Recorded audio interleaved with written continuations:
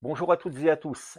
Alors, comme je vous l'avais annoncé dans une précédente vidéo, la première, je crois d'ailleurs, ou la deuxième, ce qui s'appelait Sachons de quoi on parle, je vous avais évoqué la nécessité, pour moi, de rappeler certains fondamentaux qui seront utiles pour bien comprendre ce qui va arriver ensuite. Voilà, exemple, pour bien comprendre le fonctionnement d'un haut-parleur, il faut d'abord parler du son, ce que nous allons faire aujourd'hui.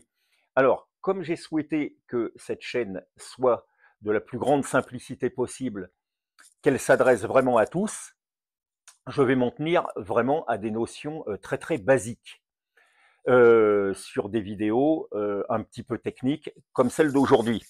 D'ailleurs, on va parler un petit peu de physique et personnellement, je suis très nul en physique. La dernière moyenne que j'ai eue en physique, c'était en secondes, c'était 0,5 sur 20. Et elle correspondait en gros à une formule que j'avais réussi à copier sur la copie du voisin pendant un DST. Donc c'est tout dire. Alors, certains seront peut-être un peu déçus du contenu, n'apprendront pas grand-chose et je les invite donc d'emblée à aller voir sur d'autres chaînes peut-être plus techniques pour parfaire leur savoir. En second lieu, il aurait été sûrement utile pour cette vidéo de pouvoir inclure des diagrammes, des schémas, des dessins pour faciliter la compréhension. Malheureusement, comme je vous l'ai dit, je vais essayer d'améliorer la chaîne progressivement et là, je ne suis pas encore tout à fait assez calé en montage, donc j'espère que cela viendra. Enfin, j'ai pensé faire 2 vidéos sur ce sujet-là, parce que une seule vidéo d'une seule traite, ça aurait peut-être assommé un petit peu les viewers. Voilà, donc dans la deuxième vidéo, je ferai une reprise, un petit résumé de celle d'aujourd'hui. Voilà, donc venons-en au sujet qui nous occupe, c'est-à-dire le son. Et pour bien comprendre ce qu'est le son, nous allons nous intéresser à la matière et à ses états. Alors, la matière, comme vous le savez très certainement, est composée d'atomes. Les atomes sont eux-mêmes composés d'un noyau chargé positivement, autour duquel gravitent un certain nombre variable d'électrons qui, eux, sont chargés négativement. Voilà.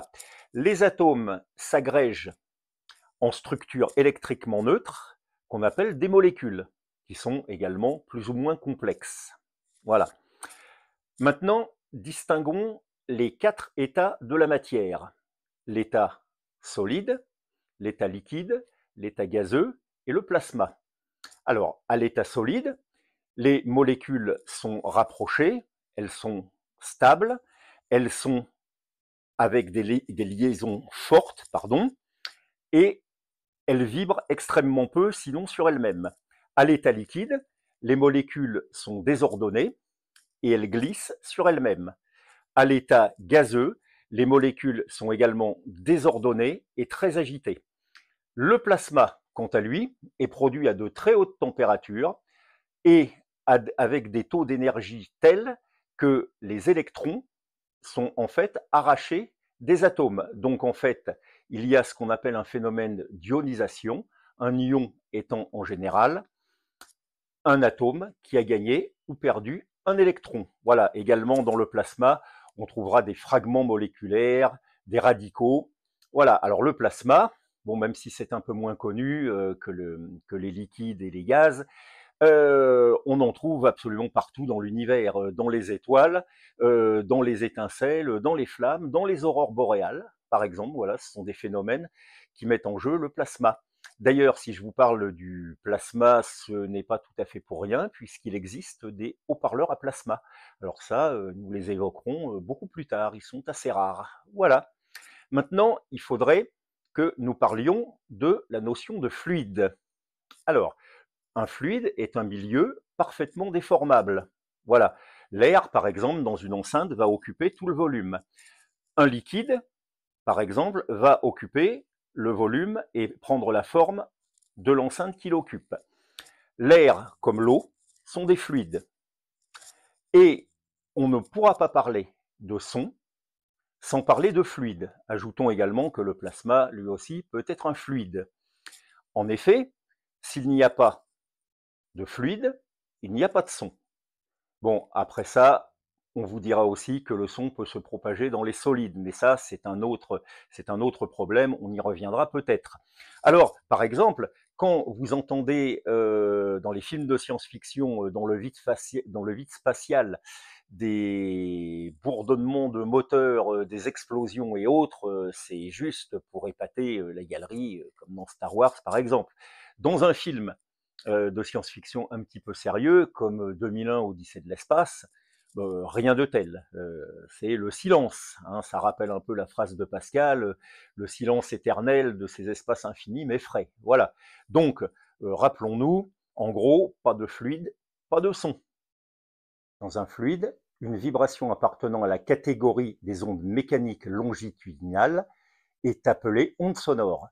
Elle est produite par tout phénomène capable d'engendrer une pression ou une dépression dans le fluide.